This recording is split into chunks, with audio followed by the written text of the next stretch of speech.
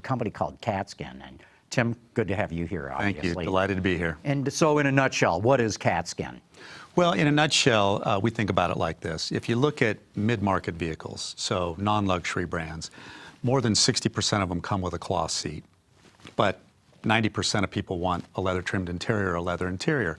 So we give people an opportunity to upgrade to the luxury, comfort, and durability of a beautiful custom leather interior at a price that's more affordable than they probably realize, and in a way that they can customize it in almost endless ways. When we talk about the amount of materials that we have available, the amount of customization is huge. Very interesting. And where do you do this customization? Well, we do this in a couple places. First of all, if you're a consumer and you want to go get something, first thing you got to do is figure out what you want to do. So you can go to a new car dealer and you can ask about Katzkin. You can go to one of our authorized restylers, or you can call us or come to our website. And then once you pick an interior and want to have it done, we custom manufacture it at our factory. Mm-hmm. So how many dealers do you have, all across the country, or what? Well, because we don't always complete that sale, we don't always know the data, but we're probably available in at least 75% of the franchise dealers across the country. Some sell it more aggressively than others, like with many accessory categories, but I'm in probably at least 3/4 of the dealerships across the country. You could go in and ask for Katzkin. That's probably like 10,000 dealerships then. It's thousands and thousands, absolutely. Jason, you're actually a customer, right? You were telling me you've Yeah. got a Katzkin interior. I have a 2012 Mazda 3 that you guys did for me, and Right. I have to say it's better than stock. We went from a cloth interior to a leather interior with perforated leather and heating and cooling. Yeah. And my wife just loves it. So why'd you do it? Why'd you make the decision? Well, we actually wanted leather when we bought the car, but we didn't want all the additional features. We didn't want the navigation. We didn't want the complete package. And so we bought the lower trim level and then upgraded what we wanted. Is that what most of your customers do, Tim? Well, yeah, most of our product today is sold at the time you're buying either a new or a used vehicle. And that's exactly the value story. You go into a dealership, I'm buying a car, and usually the increase to go from a mid-trim level to the higher trim level, the luxury trim level, is $4,000 or $6,000. You get into a bigger truck and SUV, it might be $8,000 or $10,000, which is a lot of money. And there are people that want to say, shoot, I really just want the leather interior, and this is a way for them to do that. And you can get into our interior for somewhere between $1,500 and $2,200, depending on the size of the vehicle and depending on what customization features you choose. Mm-hmm. So do you customize yours, Jason? My wife picked out the trim. She's got piping on it that matches the exterior color of the car. It's a black seat with blue piping. Looks great.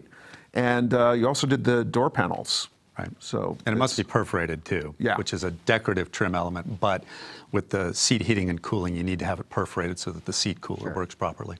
I've heard audio engineers say that perforated leather they prefer. It actually creates less bounce. Is that right? For music. I mean, the audio engineers get down to that level of detail, and they actually prefer perforated leather. They say as long as nobody's sitting in the seat. If somebody's sitting in the seat, it doesn't make any difference. You know, they're blocking all that. Right. But yeah. That's interesting. I didn't know that. That's another selling point. There you well, go. and perforation has really emerged as a design trend. If you go and look at what the OEMs have rolled out over the last couple of years, you're seeing a lot more perforated interiors. And you're seeing a lot more pattern stitching too. You know, the diamonds, double diamonds, that sort of stuff, which is a trend, and we now have available too. Do you guys use CNC sewing machines? I mean, because some of these diamond patterns I've seen, especially like in Bentleys, they're very complicated stitches. Yeah, so it's a great question, and we always say that we marry some sort of old traditional hand craftsmanship with modern new technology. We still hand inspect our leather. Most of our interiors are still hand sewn, especially if you think about the complexity of some of those curves. Where the automation comes in is when you make a pattern, it's all scanned in and digitized, and it drives high-tech digital cutting machines. And then the pattern stitching for those diamonds and double diamonds is all automated CNC equipment. Mm-hmm.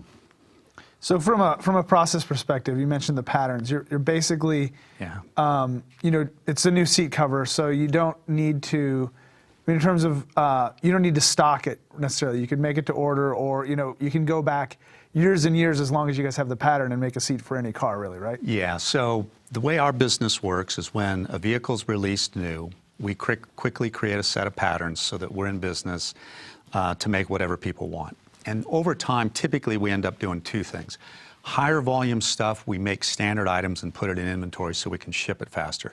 So think about high-selling vehicles available in black or gray. But more than half of what we do is customized, unique to what somebody happens to order. It might be combinations of different colors. It might have unique perforations. It might have other trim elements. We can add camouflage. We can add tooled saddle leather. We can add carbon fiber. We can add a million different things for you.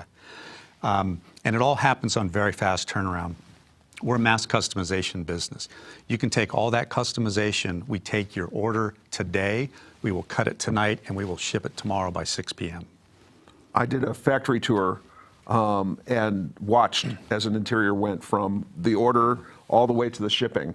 I was there most of the day, but I got to watch this one piece of seat go from start to finish. It was fascinating. So you build to order? You don't just make a whole bunch of stuff and stock it? Well, it's a little bit of both. We have some that we make for stock, high sellers, top-selling vehicles, standard colors, blacks and grays. What's your best-selling vehicle?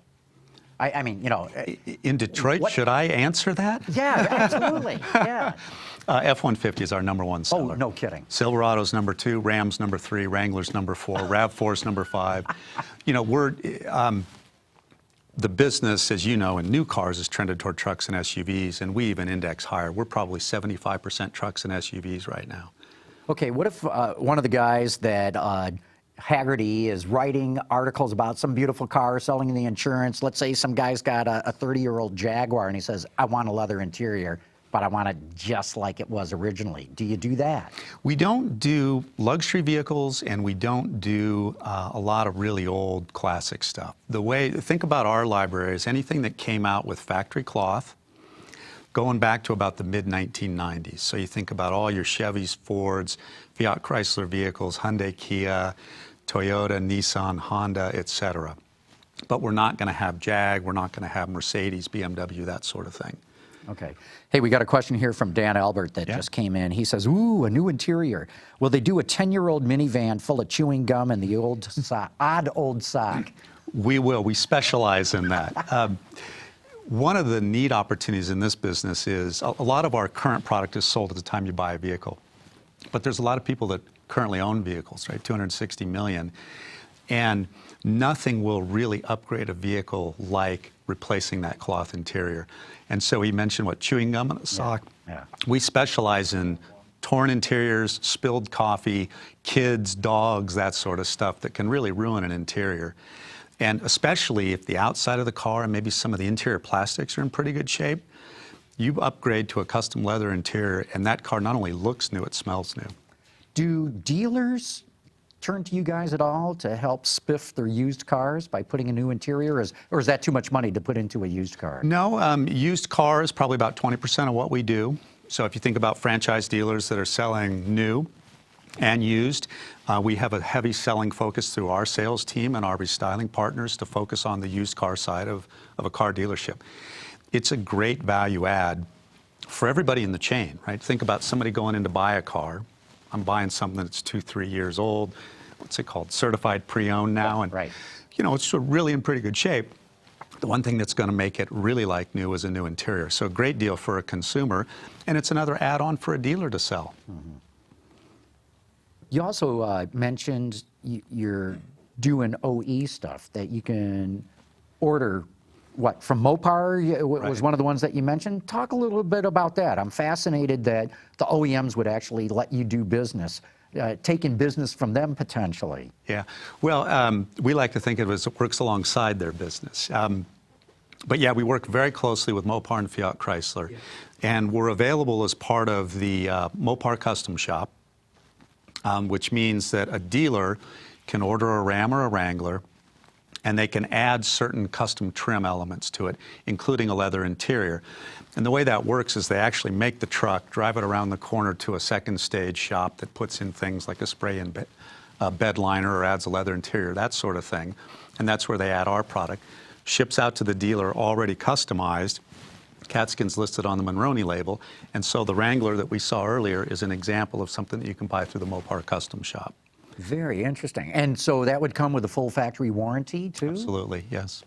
That's what I find fascinating, because Jason, you were saying you thought the leather in your Mazda 3 would be better than anything you could get from the factory. Yeah, no, I think in a lot of cases, what they do is better than what's offered from the factory. Because as you guys know, automakers have got to make sure that this stuff is going to last forever, right? Right. So no UV, ultraviolet degradation, wear and tear. You know, a lot of times, a lot of these leathers no longer feel like leather, or certainly don't smell like leather anymore. How do you work around that issue, Tim? Well, so we spend a lot of time on the materials that we put into the product. Very high quality materials, tested to automotive standards. We go through very extensive testing with Fiat Chrysler. We do all their seat level testing, and you mentioned the abrasion resistance and the UV, and I think there's 60 or 70 tests that we have to pass. But we also spend a lot of time selecting our leather. We have experts that go to Brazil a couple times a year and spend time at the tannery, make sure we get very good selection of hides. That's where you get your leather, Brazil? That's where we get our leather. And we do that in part because it needs to uphold the rigorous standards of automotive use. But at the same time, you want it to feel right. You want it to look right. You want it to smell right. And so that's a real art that we're trying to pursue. And so we have real good experts that help us do that. Uh-huh. Are you only in the U.S.? Yeah, we pretty much sell in the U.S. and Canada, principally because of our pattern library. So the way the seats are architected in the U.S. is different than Europe or anywhere else in the world, and because of that, our patterns work in the U.S. So right now, U.S. and Canada. One of the reasons I'm asking is that different regions of the world like their leather to smell differently. Yeah. And I remember when Lexus launched, they had done an extensive research into all various kinds of things. And one of the things that they found is that Japanese consumers, or at least at the time when Lexus launched, preferred a leather, honest to God, that smelled fishy. Whereas Americans wanted their leather to smell like baseball gloves. Right. And do you find any variation here in the U.S. of what kind of smell people are looking for? You know, we don't find variation on the smell that people are looking for, other than they want that real leather smell, that baseball glove, however you want to describe it, because it not only smells like leather, but it smells like new, right? It smells like I've got something new in the car, so. Do you have any different levels of leather? I mean, if you look at the wide range of new cars out there, right? Yeah. And especially even if you consider trucks, you've got, thicker, heavy, the stuff that feels heavier duty, it's going to wear better, versus something that might be softer and, Right. Maybe more pleasing, but you go, well, this isn't going to last. Do you offer that kind of range as well? Yeah, so we have, first of all, in our premium leather, we have tons of variety from colors. We do blacks, grays, tans, all the way up to yellows, reds, greens. We have a pink. And we do all sorts of specialty materials, whether it's camo, carbon fibers, tooled saddle leather, et cetera. Camo? Camo. Camo leather? Well, it's a, let me come back to that. Okay, in a second. yeah, It's yeah. not exactly Sorry to leather. interrupt, but go ahead. But that's available in our regular line. That's a premium leather to begin with, but we offer an even higher line called Tuscany, which is a richer, smoother, more supple feel. All of it engineered to automotive requirements, but it's more expensive and it's a very elegant leather. But I tell people, for most people, they're not leather experts. They just know a nice interior when they see it. And our regular premium leather is a fantastic choice. And it is available in camo. It's technically not a leather. So there's probably no secret in the industry that when you buy a mid-market vehicle and it says a leather trimmed interior, there are parts of that seat from an OEM that are leather, and parts that are an engineered material that looks a lot like leather. So we use some of that engineering to create some of the camos and some of the faux alligators, and even some of the brighter neon colors, the lime greens and some of those things that are very hard to do in a leather. But we have a lot of leather colors too. So in the places The real leather, I got to believe, is placed where you're going to touch it. Right. And probably the faux leather is stuff lower part of the seat that you may not even see. Yeah, so typically a leather trimmed interior means that where you're sitting, so the face of the seat or even the insert areas is going to be leather, and the wrap, the sides and the back of the seat are probably more going to be some sort of engineered material. And part of that is just to its cost. Leather's a lot more expensive, but the other part of it is installation. You know, some of those things actually install and are a little more malleable when you're trying to fit that to a seat frame. And they're pretty rugged and durable. So in some of those areas where you don't need the feel and comfort of the leather, it's actually more durable to have some non-leather materials in there. We got another question here from Miro Keffert. I hope I pronounced that right. Any plans to do Alcantara? You know, that's a good question. I can't give away too many secrets other than I can tell you we already have a line of suedes, and we are looking at some premium suedes. Interesting. You know, the CEO of Alcantara was just here in Detroit yesterday. That I heard, yes. We thought that was ironic. My marketing team's going to kill me. They always get nervous when I come on and start talking, but we are looking at some premium suedes. Okay, we don't want to have you give away too much. What's, in terms of things that you've seen become more popular in the last few years, what's the most surprising trend or color you've seen? Well, Lime green, you just mentioned. Geez, I can't believe that. yeah, you know, I don't know if it's surprising. In a minute, I could tell you of some of the most interesting products I've seen on the factory floor. But I think some of the most surprising trends have been, yeah, some of the bold, vibrant colors. We have a very bright, vibrant red that we call salsa. We have two greens. One of them matches I think Chrysler's is called Sublime. They use, it's a Challenger color and some others. And, you know, we've got suedes in orange. We have a suede in pink. And believe it or not, those colors are used. I've seen an all pink interior on the factory floor one day. I think one of the more interesting trends over the last 12 months, I'm going to say, is all this pattern stitch that I mentioned earlier. We've seen a big proliferation of use of diamonds and double diamonds as an embroidery accent in the insert or wings area. And you've probably seen it a lot in designs and luxury cars and things, but we're bringing that to the mid-market, and you can take almost any Katzkin interior and add it to either the wing area or the insert area and get a nice kind of accent item to that seat. I wouldn't recommend doing it on the whole seat. It's a little much, but in some of the accent areas, it's quite a nice look. Hey, we've got a phone call here. Carmen, let's bring in Jeff, who's asking about stuff that relates to this. Hi, Jeff calling from Hudson, Ohio. I'm a big fan of your show. Hey, I want to know, why does it seem like car companies are punishing me for not getting the high-quality interior? It seems like the base model interior never matches the door panels and dashboard of the car. Case in point, my 2012 Scion IQ.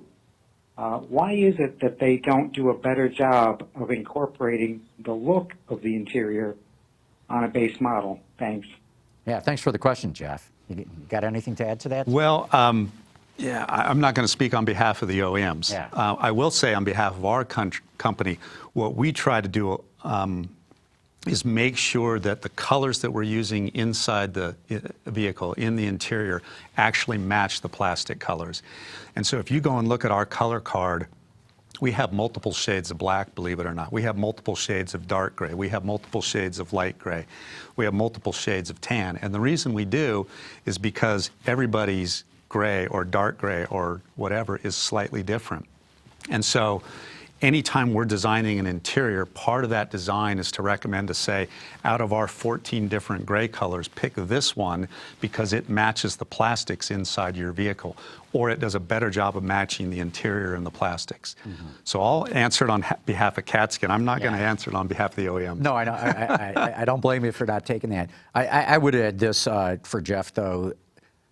Boy, the cost pressures in today's industry are so intense. And sometimes people get into a car and go, it's all hard plastic. Well, yeah, if you want nice soft touch surfaces and painted surfaces and coated surfaces and wrapped ones, you're going to pay a lot more for it.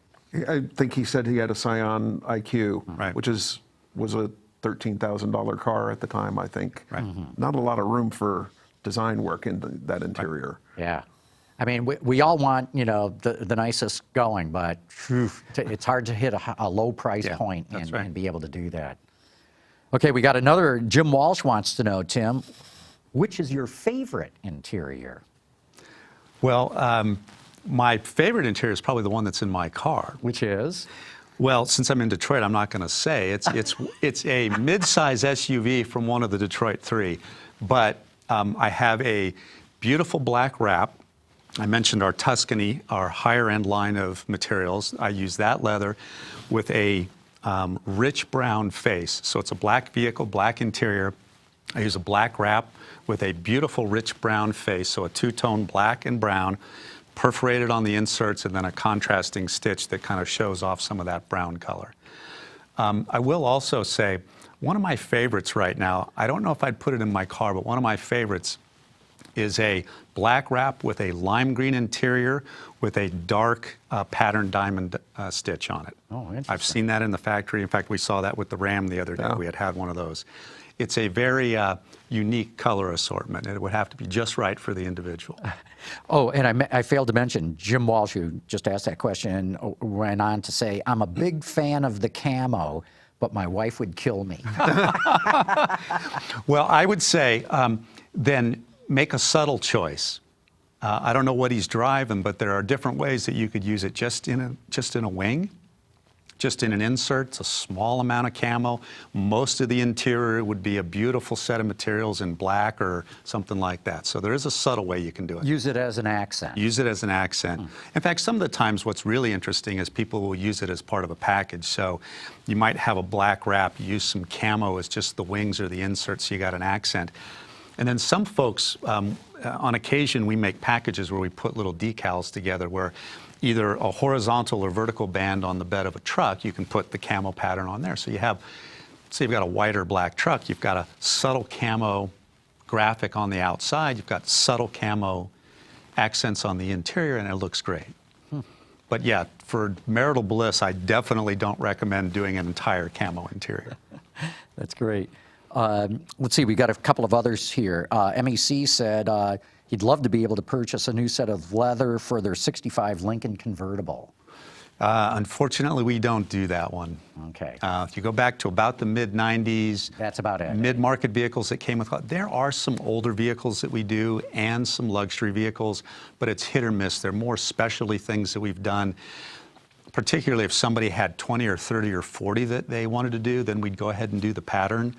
But we have probably a library of 3,000 different vehicle patterns, and it's built from the mid-90s to now, and it's built around all the mid-market vehicles that came with factory cloth. Gotcha.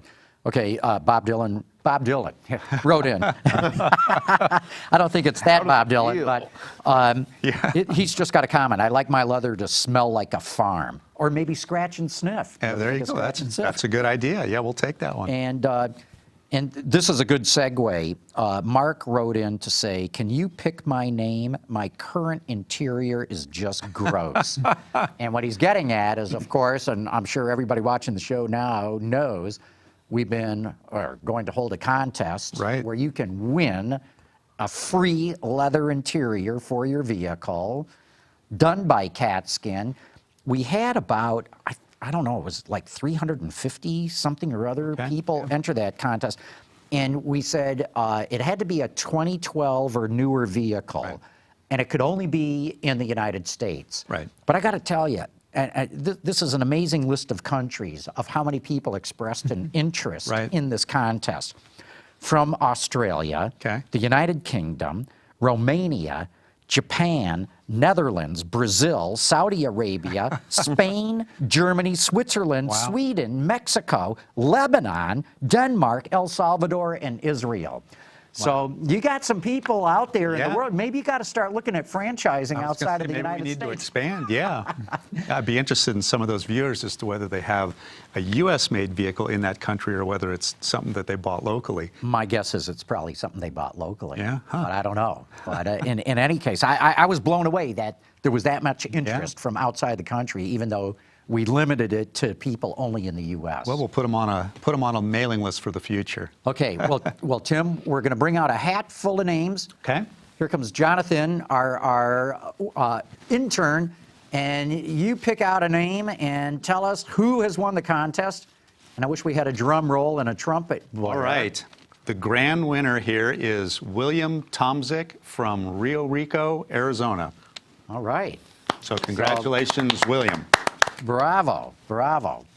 And one other thing before you go and we wrap this segment up, what are these little cows you brought into it says Katzkin on it. These are a little promotional item that we do every year, usually around the SEMA show, but we also give them away to a lot of our customers and consumers. It's just a promotional item that we typically do a theme. I think last year it was Boris Karloff. I think the year before that it was Sandy Koufax. It was a baseball-themed cow. Yeah, so there's usually a fun theme built around a cow that we use a promotional item. Well, that's fun. That's good. Tim, it's been a pleasure having you on the show. Thanks so much for working with us to do this contest. It's been really amazing to see the interest in it. And like I said, not just in the U.S., but from all over the world, in fact. So Great. Well, thanks for having me. I enjoyed the conversation, enjoyed being on. It was great to be here. Good deal. We're going to take a quick commercial break right now. We're going to give a shout out to our friends at Bridgestone.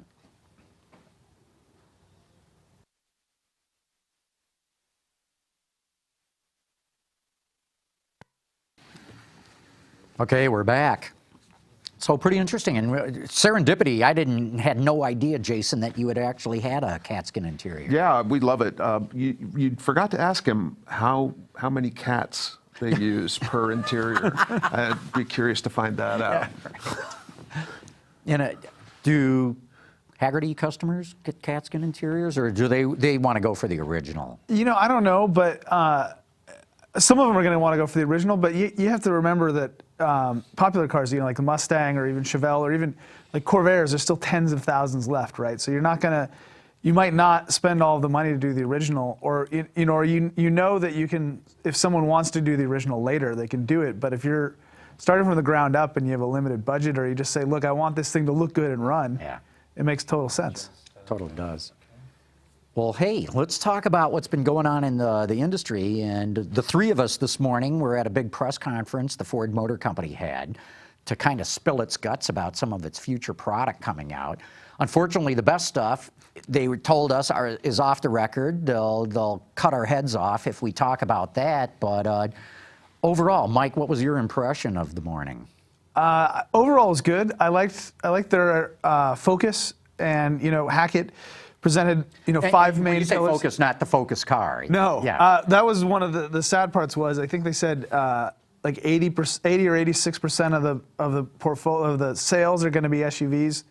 SUVs, crossovers, and pickups. Right. So cars seem to be slipping away, which is it's a response to the market. But as a fan of cars, it's a little sad. But otherwise, I thought that those 5 pillars that he laid out, and a lot of the general ideas of the other big one is they're moving away from the idea of a platform and just saying we're going to have front drive unibody, rear drive unibody, trucks, battery. Future for Ford, but right now it's looking very prosaic. Yeah, and going back to your point, Mike, of how in just a few years' time, at least in the U.S. market, 86% of everything they sell is going to be a truck. I thought they would announce today which models of cars they're axing, and they didn't announce any of that. So, and I just look at the sales figures, right? So I'm figuring Fiesta, gone. Focus, gone. C-Max, gone. Yeah. Taurus, gone. Flex, gone. But they didn't announce any of that. And I was expecting them to, and then I thought later, well, your expectations were a little too high, John, because they've got those cars in showrooms right now. I mean, what a kiss of death to come out and say, hey, we're dropping all those. I mean, it would kill the sales of them. Their pricing would collapse. So I guess I kind of understand that. Even though I'm sure I'm right, they didn't announce that today. They rarely hold a press conference to announce negatives. Yeah. They didn't mention, for instance, their recent recall. Yeah, 1.4 million vehicles, right? Kind of big news. Yeah. But that was not mentioned today. All right. So other thoughts about the Ford stuff? Well, I mean, for me, the big news was, like you said, most of it was off the record, but they let out teaser images of a few cars, and one was the Bronco, which... Well, tell the audience how they unveiled the Bronco. Oh yeah, so they have all of the cars in this big, So there were 8 vehicles Right. under. all under wraps on the periphery. We're in a design dome. Like it's a big. Normally, when they're not hosting people, they go in and they can have different lighting conditions, and you can step back and get a really good look at cars they're working on to evaluate the design. So they have those all around the edge, and they pull the cover off the cars, and they pull the cover off the Bronco, and it has a form-fitting cover on top of it.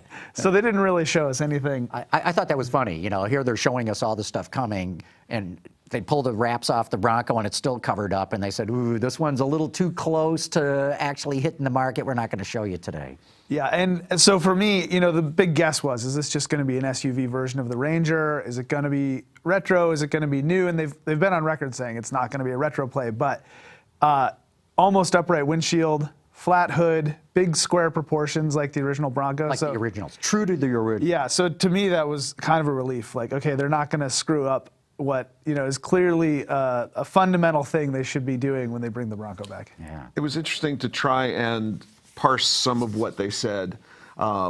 They mentioned off-roading as a heritage of the brand, and I'm not sure I quite agree. When I think off-roading, I don't generally think Ford. Right. But The only thing I could say is for Bronco, original Bronco, yes. They used to race those in the Baja 1000. Parnelli Jones used to race a Bronco down in Baja. So from that aspect, I buy in. But you're right. I don't think of off-roading when I think Ford. I mean, they also mentioned comfort, and if you've driven a first-gen Bronco, that's not part of the proposition. well, between Bronco and Raptor, what was there? Yeah. Not much. Not much at all. That's right. And then most of the other stuff was things that they had talked about before, streamlining the business, limiting the number of different builds, all the option lists, trying to get that all streamlined. I was sitting next to Tony Swan, who's a journalist that we all know, and he made the observation, how many employees did you see in the photos of those factories? They were very heavy on robotics, and those factories of the future did not look like places for human beings. Yeah, or not as many, right? That was interesting too, because they called them collaborative robots. Yeah. They were it was very careful to pose it as this is working alongside people, not replacing people, despite what the photo might show. Yeah, no, exactly right. So I don't know. I'm glad I went. I especially appreciated the off-the-record stuff of seeing future product. We in the media always love to see future product. But I don't know, did they do enough to convince people that Ford's future is bright? I mean, I think in a 5 to 10 year term, yes. And Hackett talked about, we're looking all the way out and we're looking near, and then there's sort of this in between that's a vague space, and we try to look at all three at the same time. But everyone talks about this advanced mobility and this transformative piece, and nobody's quite sure how our cities are going to transform. The technology is coming into the cars. The technology will be there for infrastructure, whether or not governments spend money on it. But when we're going to see that transformation is kind of up in the air. At best, I would say they won't get blindsided by it. They're at least looking. So Yeah. good. I was kind of fascinated that in the previous press conferences over the last couple of years with Ford, there's been a real heavy emphasis on autonomous driving. And there was almost no mention of it today. Right, barely mentioned it. No. So I'm not sure if that's a shift of focus. As you said, they're looking at now, at 24 months from now, and at the far future. Whether this focus on the near future isn't really on autonomous driving, it's on getting their manufacturing house in order. But it was interesting how little was said about that. Yeah. Another key point, too, that they brought up is how they're going to go hybrid on everything. So, yeah, they're going 86% crossovers, SUV, trucks, but they made the point that even if gas prices go up, here's how we're going to protect ourselves. My question now is mild hybrid, strong hybrid? They mentioned plug-in, but what's going to be the mix here? And I just wonder how well a hybrid pickup is going to work, unless it's a mild hybrid.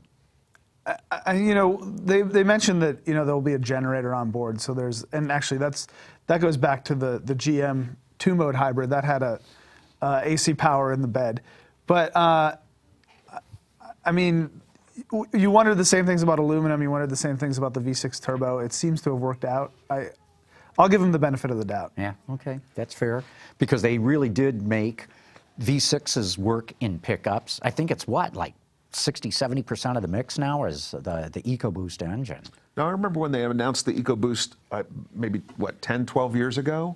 They held a further with Ford and brought us in and said, the future of this industry is 2-liter turbo engines. And we all looked at each other and went, nah, never going to happen. And now, here we are. Sure 2-liter turbo engine is the dominant configuration, not just for them, but for many manufacturers.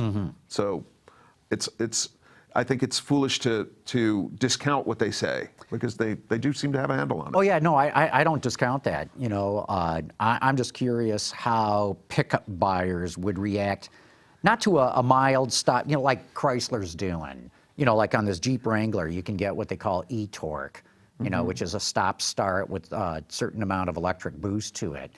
But, you know, to go to a strong hybrid system a la Prius and apply that kind of thinking to a pickup, I'm not convinced yet pickup buyers would go for it. I agree with you there in that, yeah, the pickup buyers are, I would guess they're sensitive to price on those sort of things. If you say, we're going to charge you $2,000 or $3,000 for this hybrid, they don't really care about fuel economy. Going back to the Turbo V6, you know, they sold that and they said, look, here's the 400 horsepower option. They didn't go, here's the version that gets a little better fuel economy. Yeah. So if either a mild system or something they can sell on extra torque or extra capability. Yeah, exactly. Let's see here. We got some other things coming up soon. New York Auto Show. There's a lot of stuff getting deliberately leaked out. Jason, what are you looking for at New York? What I'm most excited about is the new Toyota RAV4 and the competitive set there as well. I think that the small crossover SUV is certainly the hottest market segment right now, and somebody's got to do something interesting rather than bring out another vehicle that looks just like everybody else's. Yeah. What are you expecting? A refresh of the RAV4 or something really different? The RAV4 is so successful that if it ain't broke, don't fix it. Toyota is not the kind of company that fixes unbroken things, correct? Yeah. So I expect a styling update, I expect an interior update, and I expect probably they'll announce new powertrains. Mike, what are you looking for in New York? You know, I'm honestly a little bit behind on it, but I would say I'm interested in the new Altima. That's one thing I do know. And New York is typically this like meat of the market kind of show where you get a RAV4, you get a family sedan. I mean, Hyundai's shown the Sonata there before. So yeah, I'm interested in what the Altima is going to look like. Lincoln is going to show another product as well. I think is that an SUV or a sedan? I forgot. 2 new SUVs in New York is what they're saying. Now I say SUV, you know, sometimes CUV, SUV gets all slurred together, so I'm not sure what. But yeah, I'm intrigued. What could they possibly be bringing out? Is there going to be a Lincoln version of the Explorer, for example? And could there be a Lincoln version of the EcoSport? I don't know. I'm really curious to see what they're going to have there. I'm always, I mean, this is a little inside baseball, but the thing that gets me about the shows now is there often are more debuts outside of the show in the evening than there are during the press conferences. There are precious few press conferences that matter at this show this year, but the parties at night are what they want you to go to. And personally, I hate that, but. Yeah. Well, look, we got to take another quick break. We'll save that thought and come back to it because I think it's an important one. But right now, we're going to give a shout out to our friends at Lear. Lear Connexus offers a parental controls application with geofencing that sends notifications regarding driving behavior and location, including curfew alerts, acceleration alerts, and speed alerts. All delivered to a smartphone application that includes vehicle location, driver notifications, and a report card of driving history, including notifications when predefined geographic boundaries are crossed. For more information, visit Lear.com. Okay, we're back with Autoline After Hours. In fact, the control room just told me the winner of the Katzkin contest just called us. Katie, let's bring in that phone call. Hi, my name is Bill Tomzik, and I just got a call from Katie telling me I'm the winner of the Katzkin seat covers. I can't believe it. I'm thrilled. I thank you very much. I'm in Rio Rico, Arizona. Love the show. Hi, guys. Thank you, Rio Rico. That's great to hear. But yeah, Jason, I want to go to back to the point that you had raised of increasingly automakers doing stuff not at the auto shows, doing it outside of the auto show. And I know one of the big reveals is going to be this new Cadillac XT4. I think I got that right. Smaller crossover, right? And they're doing some big blowout. One of the... And Volkswagen's showing a concept SUV outside of the show as well. Yeah. So Yeah, I think Audi's doing an event. I've been invited to more things than I could possibly attend, and they're not respectful of the journalists' time there either. They schedule against each other, so you have to make a choice. Do I want to see this? Do I want to see that? It sort of defeats the purpose of going to an auto show. as a journalist, to try and see everything.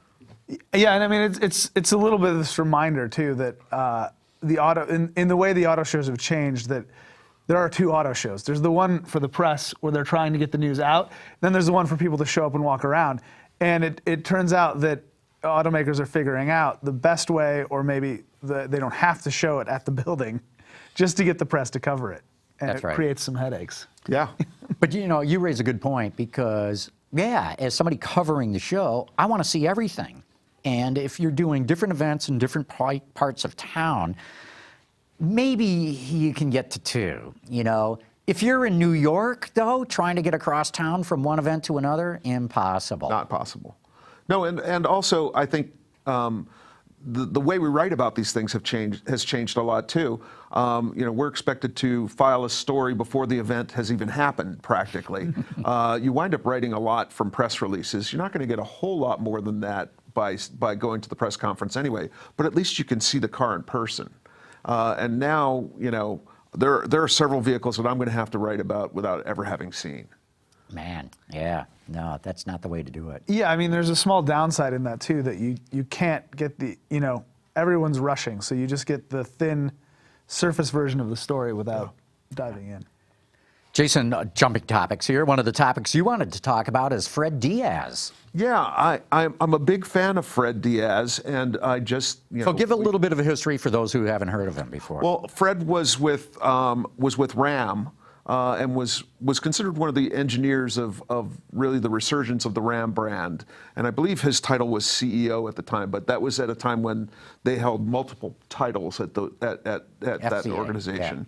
And then he went over to Nissan, and now he's been announced as CEO of Mitsubishi Motors. Yeah, North America. North America. And we were discussing whether that's a promotion or a demotion, and you felt that it was a promotion. I think it's a promotion, because even though he had a big sales job at Nissan, Nissan Renault just recently bought Mitsubishi, took the Mitsubishi Motors over lock, stock, and barrel. They became the Nissan Renault Mitsubishi Alliance. Right. And so for Fred Diaz to be named as the CEO of Mitsubishi Motors America, I think is a big promotion for him. And in fact, the way I'm reading it is the people at Nissan really like Fred, and now they're grooming him. They're giving him this position where he's going to run the whole company, which is going to be more than just handling sales, although that'll be the big part of it. I think his future is bright. I think he does his job right for a few years at Mitsubishi. If he can grow that, I think they'll give him Nissan North America, or Nissan America at least. I'd love to see that, because I think the world of him, and I think it would be a great choice. Yeah. Do you know him at all? Yeah, I mean, I know him more from the Nissan days and the successes he had there. I would say it seems like trial by fire. I mean, you're taking Mitsubishi, which has not the most competitive product offering. Oh, you are so kind. They've been shrinking for a while, and so if you can turn that around, then he's a hero. Neutral, I guess you kind of go, well, look at what you gave me. But Yeah. It will be interesting to see, because and also he's somebody who hasn't really had any public failures. So clearly somebody that can get things done and can make results. So Yeah. I would Look, like to see more Mitsubishi. I think Nissan stole him away from FCA because he was running Ram, as you said there, Jason. They were getting ready to relaunch the Titan, redo it, bring out a heavy-duty version, add a diesel, and it was like, hey, Fred, you've done it with Ram. Come on over here and do it for a Titan. And before that was even done, they said, hey, Fred, why don't you run all sales for us? And now they've thrown him into Mitsubishi. I think because they've recognized this guy knows how to move the metal. He knows how to talk to dealers. He knows how to speak their language. And so I think that's why he was given Mitsubishi. Well, it depends on how deeply you drink the Mitsubishi Kool-Aid about how you feel about this alliance. I happen to have drunk deeply, and I like the idea that there's going to be platform sharing that makes a lot of sense. There's going to be some sharing of the line where they're going to be able to build vehicles that share a platform. You know, a Mitsubishi down the line and then a Nissan down the same line. Technologies that make sense. I think there's potentially a really bright future for Mitsubishi. But the only way it's going to happen is with a guy like Fred Diaz at the helm, making sure that they live up to their promises. Well, to Mike's point, their product offering is mighty thin right now. But it's good. Well, it's okay. I think it's okay. But the point being is that as part of the alliance and all this platform sharing and everything, we're 2 to 3 years away from them getting really serious product. So how do you keep the franchise alive until then? You get somebody who really knows how to sell product, and that's why I think they turned to Fred Diaz for it. Okay, another topic. Is President Trump going to get us into a trade war? How's this going to impact the auto industry? What are your thoughts on that? We're all looking at you, Mike. Oh, I'll use my best McLaughlin Group knowledge from this. But, I mean, are we going to get into a trade war? It seems fairly likely. I think the president especially, but maybe a lot of other people don't realize how coordinated the auto industry is and how much everything comes from everywhere. So that's a huge problem. I mean, even wheels, they're talking about aluminum wheels. You know, that even affects the aftermarket. You want to buy, you know, you're going to put 10% on the wheels. So the interesting thing to me, though, is that everyone seems to agree that there's this problem with Chinese oversupply of steel. That they are, you know, they have to get rid of all of this extra metal because their factories are pumping it out. And that's hurting everyone. And there's no nuance in the tariff talk right now. They're not saying we're going to allow Chinese steel into a certain level, and then above that it's tariffed, or we're only going to look at China, or we're going to talk to our partners in Canada and the EU and figure it out. It's just no, flat tariff right across the board. And that is a terrible way to start a trade war. Yeah, right. Well, trade wars are good, right? The president said so himself. The president said so. You know, there's always a winner in a trade war. It's difficult. It's difficult to get too worked up over anything you hear right now, only because we hear so many contradictory things, and we hear them as if they're stated off the cuff. So you're not sure what's real, what's not real. I'm certain that at more impactful levels than journalism, at the industry level, that they're having the same difficulty. And they're not sure what to prepare for, what not to prepare for. So I think we're in a very tumultuous time, and I don't see that taming itself. I would say though, like the president has shown when it suits his interests, or when his mind is able to be changed, he can find a reason to change it. When you look at guns, he said, well, it wasn't really politically reasonable to change the age for purchases. And this is the sort of thing where, you know, he could turn around and go, well, this was going to hurt U.S. jobs, and I'm about jobs, and whatever reason he needs to make it up to go back on what he said, it could very well happen. Yeah, depending on who gets his ear. Yeah, my observation is the guy will say outlandish stuff, totally out, and I think he uses that as a negotiating tactic. He comes in and says, I'm going to blow this whole thing up, then can back off from that. So let's see what actually happens. You know, he's driving a speedboat, and these captains of industry are with ocean liners. And so it's very difficult to match that in, you know, the speed of direction change that he has the ability to make with an ocean liner. So we'll see. Yeah. Hey, jumping topics yet again. We've got a few more phone calls that have come in here. And our regular Clem from Delmont, Pennsylvania has called in. Carmen, let's bring in that phone call. This is Clem Zarobsky from Delmont, Pennsylvania.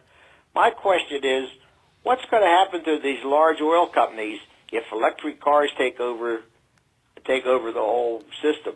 What are they going to do with all this gasoline and motor oil? I don't think they're going to stand still to see this happen. They're going to have to do something. Maybe lower the price of gasoline down to where it's not feasible even to drive an electric car. Thank you. Yeah, thanks, Clem. Wow, it's nice to see somebody looking out for those poor oil companies. You know, they're so put upon. Yeah, I mean, if you look at the oil companies in their press releases and their news reports, they like to tout their diversification and you know the ways they're looking at alternative energy. Some of that's greenwashing, some of it's hedging their bets. They still make a ton of money on oil, but I'm still a little bit skeptical. We have like 230 million-ish cars in the U.S. that we're going to get to scale on that with batteries. The batteries are a raw material intensive process, and even if we went right over to batteries, then you're going to come in, depending on how the chemistries change, you're going to come into shortages and maybe some feasibility limit there. So, but as the batteries come on, the price of oil goes down, and then people buy more oil. So I don't know where it's going to go, but I think that the death of the internal combustion engine is maybe a little overhyped. Greatly exaggerated, right. The one thing that the oil companies do have a play on is if instead of going with batteries, we go with fuel cells, because hydrogen is actually a byproduct of cracking oil. It's a byproduct of making fuel. So, well, I have the solution for all of this. All right. I'm glad we got you on the show, man. Much in the way that Ford is no longer a car company, they're a mobility company. The oil companies should become energy companies. And then they could, solve this whole thing with a press release. Actually, a number of them already do call themselves energy companies. Sure, there we go. Hey, we got another phone call here. Carmen, let's bring that one in. Hi, John and Gary and guests. This is Dale Leonard out of Cleveland, Ohio.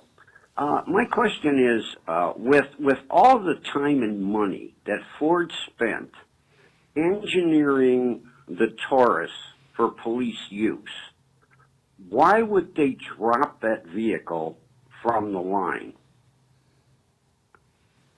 Well, thanks for the question, Dale.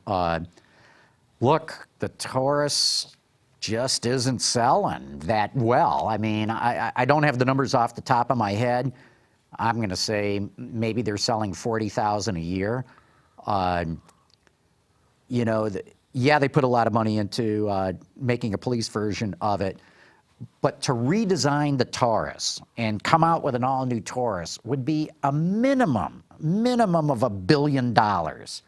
So as a company that's got all these other pressures to invest in electrification and autonomy and expand into China and blah, blah, blah, do you want to put $1 billion into a car that's going to give you lousy returns? I don't think they're going to do it. My guess, too, is they figure they can replace those sales with the Explorer. I mean, you think of the average police officer, they're wearing a jacket, they're wearing a belt.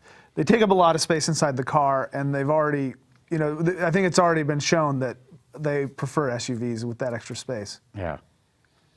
Let's see, Mike from San Francisco has got a comment. He says, Cadillac president Johan de Nysschen appears to be speaking out of both sides of his mouth, as one day he gives an explanation on why sedan sales continue to flounder, and the following day he says that Cadillac will introduce the Escala sedan. I think Johan's not talking out of both sides of his mouth. I think that the Escala, if you guys remember that concept car they put out, drop dead gorgeous, and it will be going into production in a couple of years. So, hey, look, not everything's going to go into SUVs and crossovers. No, and there's still room for the sedan in the marketplace.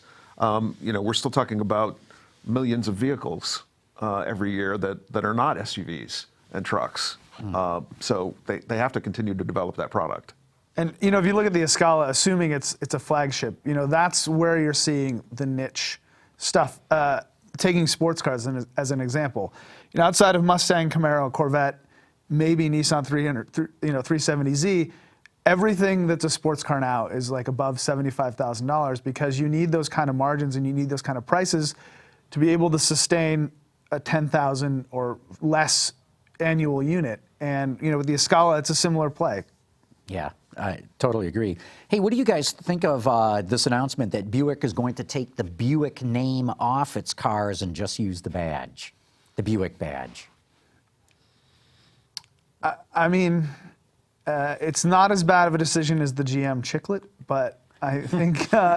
Okay, explain the GM chiclet for those who don't know that. So for, I guess it started in the mid-2000s, GM decided that they needed to have a unified brand across all of their different divisions. And so they would put a little postage stamp GM on each car, which was actually on the not front something- fenders. Yeah, but people that had a Cadillac didn't know or care that people that had a Chevy, or they didn't want to be associated with it. Yeah. And it was this nonsensical thing. So I would say this is the sort of thing you overthink, maybe, that it doesn't hurt to have Buick there.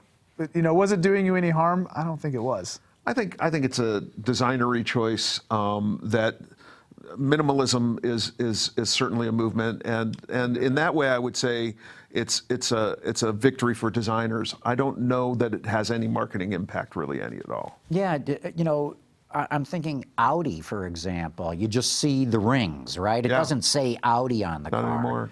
I'm not even sure Mercedes says Hyundai Mercedes. doesn't say Hyundai. Yeah, interesting. So it's a way of decluttering the car a little bit. The question is, do people really know that Buick badge? Does anybody really care? Isn't that a song? Yeah. Well, with that, we're going to wrap up today's show. But Mike Austin, Jason Fogelson, thanks so much for coming on. Great to have the both of you here.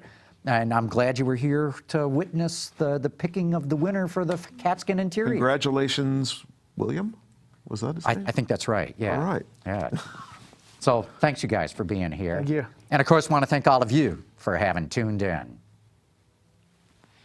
Autoline After Hours is brought to you by Bridgestone Tires, your journey, our passion, and by Lear, a global leader in automotive seating and electrical systems. Visit our website, Autoline.tv, where you can watch us live Thursday afternoons. Get your daily fix with Autoline Daily and in-depth analysis and interviews with Autoline This Week. There's all that and much more at Autoline.tv.